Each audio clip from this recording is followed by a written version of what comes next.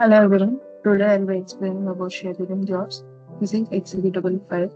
So in order to do this, we need to do three things. One is we need to create a folder. We create a folders in the download part that is within USB for SAP. In that we have created C. One is a executable file folder that is exe.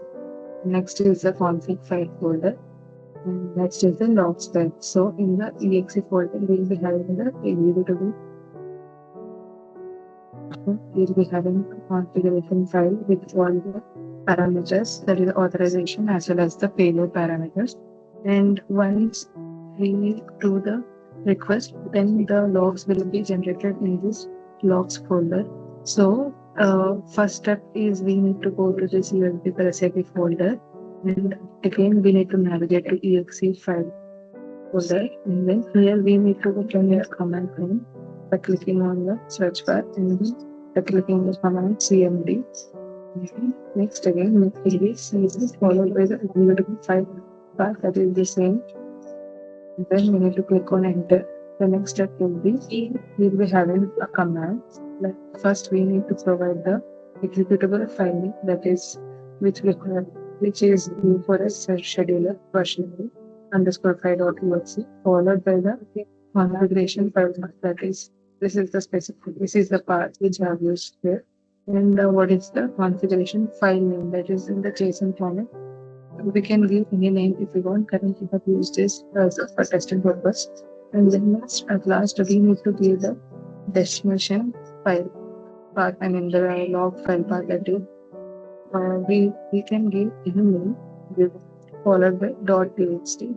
If this file is already there, then the log will be automatically overwritten on the specific file. So let's copy this command and then paste it in the command prompt. For the testing, let us give some log01 so that we can see that in this specific folder path, a new file will be generated. So before proceeding, let's go to the configuration file and then check whether we are having all the parameters properly or not. Let's navigate to the config file and then open it. So here we can see we have parameters like protocol, server name, port as well as path. This total overall is nothing but the IP to which we are calling the data. And this user ID and password are the authentication parameters. And these parameters are nothing but the payload which we will be providing for the request. So here we have parameters like the delimiter, object type, object ID, requester, and so on.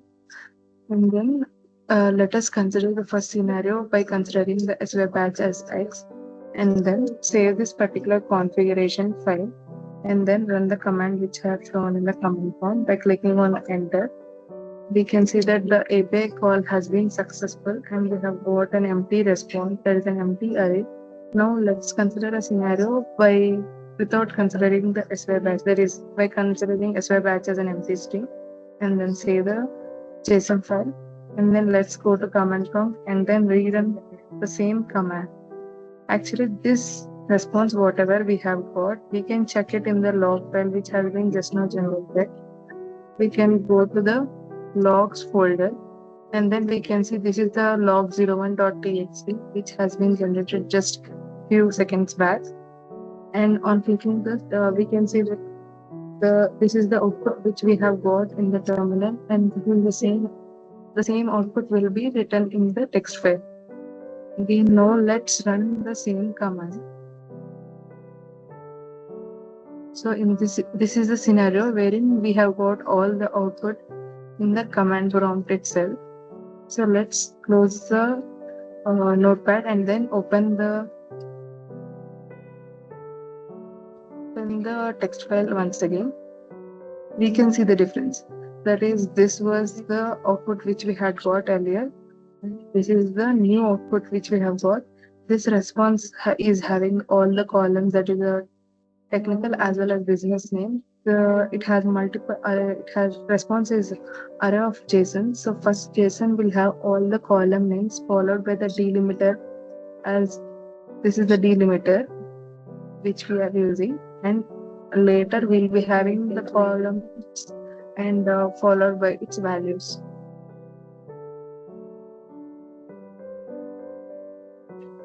Thank you.